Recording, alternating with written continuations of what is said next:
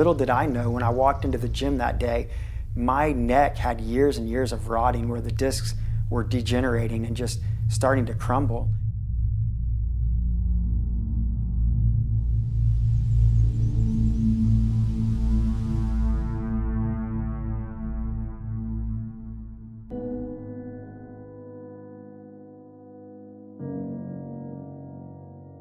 My health journey started all the way back when I was diagnosed with type 1 diabetes when I was 3 years old. And it was a real challenge back then to manage diabetes because we didn't have the technologies that we needed, and we really didn't know a lot about nutrition.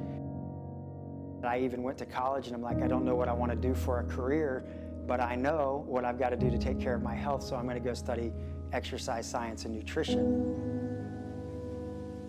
Fast forward several years and now, I'm in my mid-30s and I've got kids and I've got a career and I've worked my way up into an executive level position.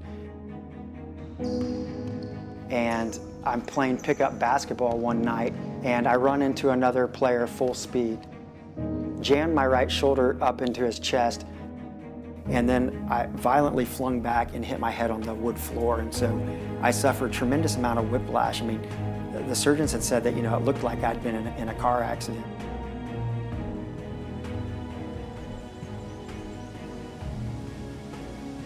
I really didn't know what was going on. I just knew I had a ton of shoulder pain. And so, I first started going to shoulder specialists trying to figure out what in the world, because this pain was starting to get really intense. And so we thought maybe it was my rotator cuff or labrum or something like that. So did MRIs of that and everything checked out good. Finally, the third shoulder specialist I went to, he did an MRI of my neck and he said, hey man, you've got disc issues. You herniated some discs and we need to get you to a neurosurgeon and to a specialist that can look at your spine. That wouldn't have happened to a normal person, more than likely, in an accident like that. But because my discs were already rotting away, it just made me very susceptible.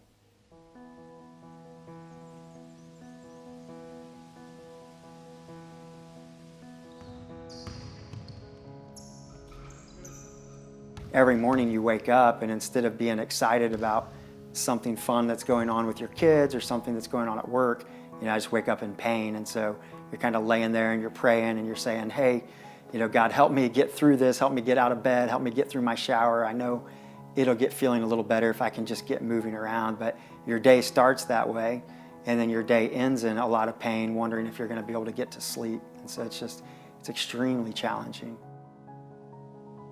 So I ended up coming to Indiana Spine Group, and that's really where we've started a really great collaborative partnership to help get me back on track to healing and to deal with this disease, for the rest of my life.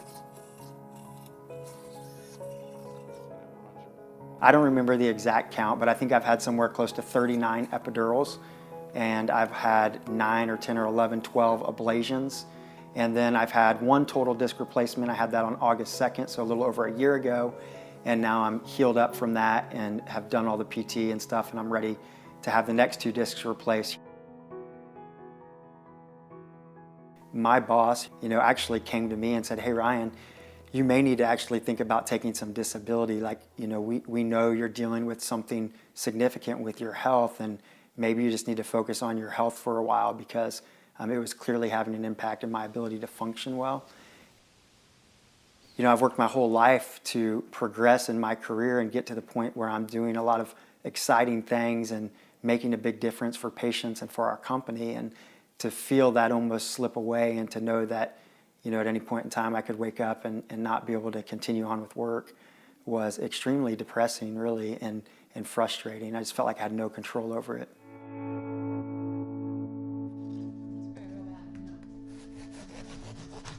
Well, a lot of things have really helped, and it's really ironic because, I'm the one that studied exercise and nutrition for all these years and have used it as a very important tool to manage my type 1 diabetes, but I started learning a ton from my surgeons and from Vanessa.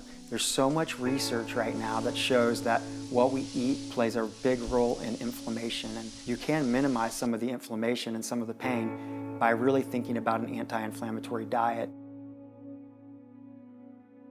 for me, it was less about restricting calories and more about how do I get rid of this diet pop, how do I get rid of these simple sugars, and how do I get rid of these processed foods that cause inflammation.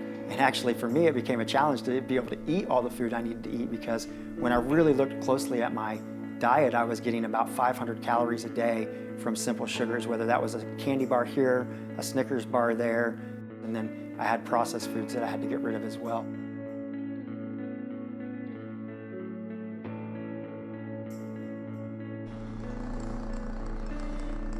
The other thing that's made a huge difference is all the way back almost 4 years ago when this happened, I had to radically change how I work out. Really, nothing about how I used to work out works anymore. So I used to be more of a CrossFit kind of guy, just run yourself into the ground, do a lot of dynamic movements, do a lot of weight, go till you can't go, and then go some more. But those types of exercise programs work really well when you're young and healthy. As you get to into your 40s, as I'm approaching, and as you start dealing with joint issues, as I am, those workouts are actually horrendous for you. I wasn't able to do hardly any working out except for walking and yoga, and then I bought a power plate at home, so I started learning about power plates and how they can really help with your balance and flexibility and gaining functional strength efficiently. Totally relearning how to take care of my body, really keeping my joints in mind as much as trying to gain strength and be lean and those sorts of things. Dr. Kramer, Dr. Mackaday, they were extremely impressed. They couldn't believe how fast I'd recovered. Matter of fact, they said, especially as a type 1 diabetic, but even just in their general population, I healed about as fast as any patient they had ever seen. So they definitely believe that these protocols play an impact, and I know they do because I can feel a tremendous difference in my body.